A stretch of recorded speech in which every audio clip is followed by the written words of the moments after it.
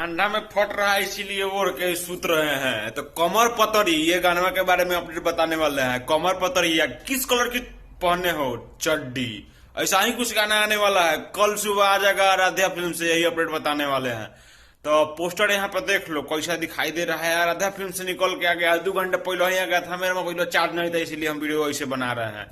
तो जैसे चार्ज हुआ है वैसे ही हम सोचे कि चलो वीडियो बनाकर अपडेट तुम लोगों को बता दे। कमर पतरी छतरी ऐसा ही कुछ है, पोस्टर देख लो, ठीक है।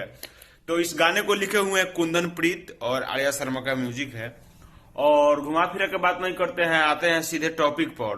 तो बात कुछ ऐसा है कि खेसारी लाल यादव और साथ में करिश्मा कक्कड़ इस गाने को गाई हुई है।